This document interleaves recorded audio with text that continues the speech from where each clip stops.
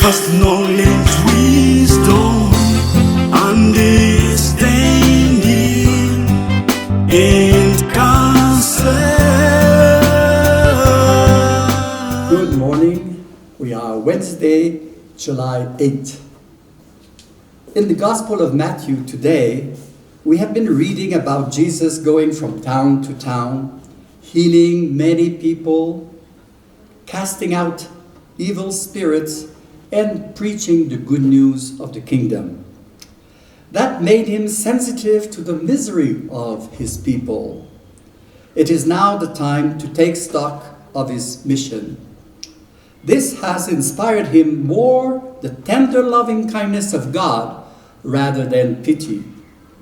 He wants now to speed up this mission, and that is why he will ask 12 men to join in his mission to heal, cast out devils, and teach the kingdom at hand. The name of these 12 men who have accompanied him since the beginning is given here. From the various Gospels, the list is somewhat different, but Peter is always named first, and Judas Iscariot last, the traitor. Jesus will have institute these 12 as collaborators for the kingdom. Two images will support this transfer of authority: the flock and the harvest. The scribes and the Pharisees are the natural keepers of the believing community in Israel, but they fail appallingly to their responsibility. They were more preoccupied of their own interest and power, so much so that the people looked like sheep without shepherds, without leaders. The second image is that of the harvest.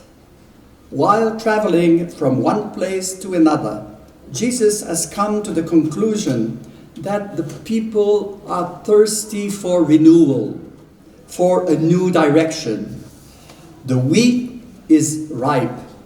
The harvest cannot be delayed. It is time to send out laborers, even if they seem to be so few. The end of this episode seems strange. Jesus sends his apostles. That's the first and only time that the word is used in the Gospel of Matthew. He wants to send his apostles neither towards the pagans nor the Samaritans, but to the lost sheep of Israel. Jesus says about the same thing to the Canaanite woman: I have been sent to the lost sheep of the house of Israel, chapter 15. This recommendation will be revisited when Jesus sends his disciples to proclaim the good news to all nations before returning to his Father. But Matthew insists here so that it may be known that the Jews, who are the heirs of the promise, have received firsthand the message of Jesus, and it is only because of their refusal that the early church has turned to the Gentiles. It happens at times that we are shy in proclaiming salvation for all, supposedly out of respect for everyone's religious beliefs. Is it really the right thing to do, to hide our deepest conviction that salvation is for all?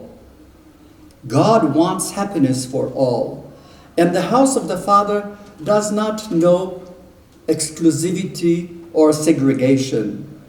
Let us rejoice that the heart of our God is as wide as the inhabited universe. This is truly good news that we cannot keep for ourselves. Amen. Understanding.